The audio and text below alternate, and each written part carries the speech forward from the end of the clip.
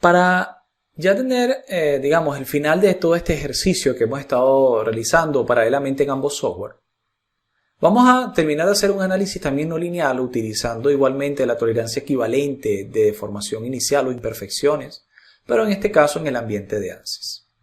Y veremos que de verdad ANSYS está mucho más preparado desde el punto de vista de las herramientas que le brinda a su usuario para realizar este tipo de análisis y vamos a llegar realmente a los resultados exactos que podríamos conseguir en el paper. Que lamentablemente en Nastran se dificulta, personalmente requeriría mucho más tiempo llevarlo a cabo, ¿no? Entonces, no quise profundizar mucho en eso, ustedes van a ver que inclusive lo que les mencioné yo en la clase pasada ni siquiera se explica completamente en los foros. Les dan unas ideas teóricas, pero no les explican cómo se debe ejecutar. Así que bueno, no se los explican porque deja ver que el software no tiene esa capacidad por defecto, ¿no? Es un uso ya después directamente desde el código. Pero dejando eso aparte, esto no es una limitante realmente importante para ANSYS, ¿ok? Entonces, ¿cómo vamos a hacer este análisis en ANSYS? Fíjense, me voy a mover hacia el esquemático del proyecto, donde hemos hecho algo muy parecido a lo que hicimos en el análisis de Maya. Generamos un análisis estático estructural. A este análisis estático estructural estamos creando un cierto elemento, pero que como es en primer lugar lineal, ¿sí? No le estoy incluyendo ningún factor acá de plasticidad. Realmente una elasticidad isotrópica con una densidad, ¿ok? Que de hecho la densidad no se está utilizando, ¿ok? Luego conecto ese análisis estructural con un estudio de autovalores y autovectores, que si yo voy acá, hago doble clic y en unos segundos abre el ANSYS Mechanical, voy a poder observar que lo que estamos uniendo es el análisis lineal como base para los autovalores y autovectores y vamos a obtener el primer modo de vibración y con ese primer modo de vibración entonces obtendremos los resultados finales, ¿ok? Vamos a esperar a que termine de abrir. Acá ya podemos ver, digamos, el modelo que utiliza análisis estático lineal con un análisis de autovalores en el que únicamente estamos incluyendo un solo modo de vibración, un solo modo de pandeo para el cálculo y se obtiene esta deformada del cálculo. Bueno, sabemos que el pandeo puede ser interior o exterior, ¿no? Y esto está exagerado por la escala, pero en fin, ¿no? Ahora bien, el máximo desplazamiento sigue siendo acá 1 milímetro. Pero es el mismo modo de pandeo que sí que nos dio en ANSYS, digamos en Nastran, ¿ok? Ahora, ¿qué voy a hacer con este análisis de pandeo? Vuelvo. Y noten que ahora yo estoy utilizando la solución del pandeo. Y si me voy a solución, la estoy pasando a un nuevo análisis estático estructural en el que tengo una cierta característica de material, pero no es la misma que la anterior. ¿Por qué? Porque acá yo sí que quiero incurrir en plasticidad o que pueda tener la posibilidad de describir la plasticidad cuando esto ocurra. Entonces agregamos una plasticidad bilineal isotrópica como nos indicaba el propio paper dentro de este acero, donde se está tomando en cuenta que el acero de excedencia es 355, es el esfuerzo de excedencia y que tiene un módulo tangente de 100, ¿okay? Para tener un resultado parecido al que me decía esta curva, ¿ok? Perfecto.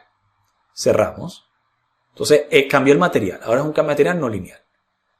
Pero además de eso, en la solución, noten que yo puedo pasar esta solución directamente a la entrada del modelo estático lineal.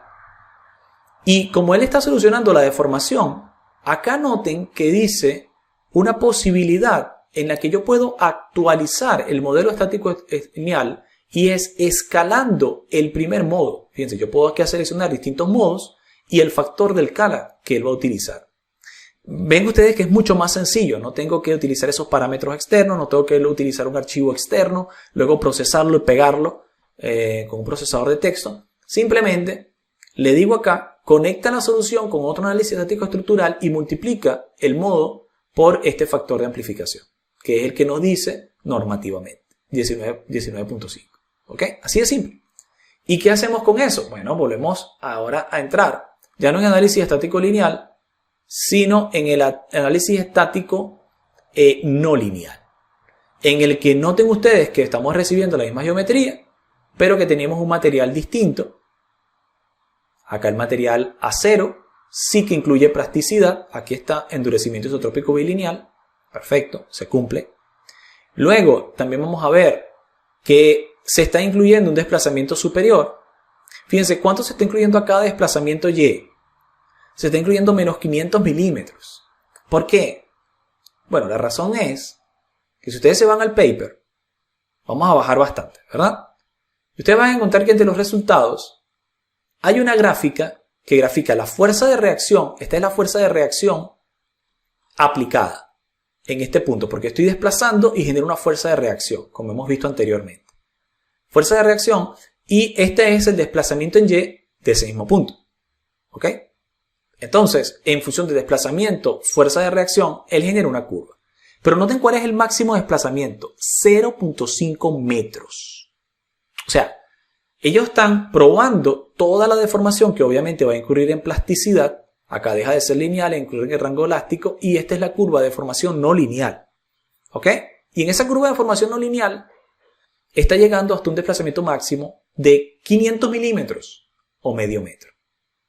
Esa es la razón de ser por la que nosotros acá en ANSYS hemos creado un desplazamiento de 500 milímetros hacia abajo para poder llegar al mismo rango de acción que estaba en el paper. Es el mismo configuración acá hacia arriba. Y ahora vamos a ver cuáles son la deformada. Bueno, ahí está la deformada. Pero noten que esta deformada es muy interesante porque me está mostrando estas particularidades geométricas producidas por el pandeo. Aunque esto no es un análisis de pandeo, debido a la digamos, deformación preexistente, sí que se está produciendo un pandeo local allí. ¿Sí? Es de entenderse que ahí es donde se va a producir. Además, si me voy a las tensiones equivalentes, ¿sí? Vamos a ver. Yo voy a decirle acá tensión equivalente. Esto es en von Mises, es 3. Pero ahora fíjense en algo. Me voy a mover hacia acá el paper. Y noten cuál es la máxima tensión equivalente. Está en 356 megapascales. Porque está por 10 a la 8 pascales. 356 megapascales. Bueno, ¿qué tipo de orden o magnitud estoy obteniendo en ANSYS? 370. O sea, de 360 a 370. Algo también interesante. Noten cuál es la relación entre el esfuerzo y la aplicación de la deformada. ¿Ven esta curva? Bueno, se parece mucho, ¿cierto?, a la curva que veíamos en el paper, en la parte inferior. Pero claro, esta no es la curva de desplazamiento esfuerzo, sino que es la curva de desplazamiento vertical, fuerza de reacción. Para obtener exactamente ese valor y ver si ANSYS nos está produciendo un valor adecuado según esta bibliografía, vamos a devolvernos a ANSYS y fíjense, creamos algo acá llamado fuerza de reacción, que ya sabemos cómo crearlo, y generamos un chart que tiene la deformación direccional únicamente en Y y la fuerza de reacción. Los toma en cuenta los dos. Y él los grafica, ¿no? Y me genera estos valores. Yo estos valores los puedo ver acá gráficamente, pero noten que están invertidos porque obviamente la carga, la reacción es negativa y el desplazamiento es negativo. Porque es Y, ¿ok? Entonces, ¿qué voy a hacer? Lo voy a postprocesar en Excel. Y fíjense, yo simplemente pego estos valores acá, lo multiplico por -1 y me genera esta curva. Ahora, si yo observo, esta curva llega hasta los 400 kilonewtons, llega al 0.5, ¿sí? Y más o menos termina en 270 kilonewtons, 275 kilonewtons, termina llegando. ¿Cuál es el resultado que yo realmente voy a obtener en este lado con respecto a este elemento? Vamos a ver, lado a lado. Bueno, acá puedo observar que realmente es así, que en los 250 kilonewtons, porque esto está en newtons, 250 kilonewtons, está llegando asintóticamente, que antes de llegar al 400, muy cercano al 400, está el tope, perfecto, se está simulando como debe ser, y que alrededor de los 200 pierde la linealidad, ¿sí? De tal manera que si yo paso una línea por acá, sí, alrededor de los 200 deja de ser lineal, que es lo que está pasando por acá por la carga crítica. Es decir, estamos obteniendo exactamente los mismos resultados, ¿no? De ANSYS versus Abacus. Quiero recalcar que en el caso, ANSYS está mucho mejor preparado para este tipo de análisis. Nastran no lo está tanto. Pero al menos cumplimos con presentarle, digamos, el caso en los dos para que ustedes puedan juzgarlo por su cuenta. Pero de esta manera concluimos nuestro análisis. ¿Y qué podríamos decir?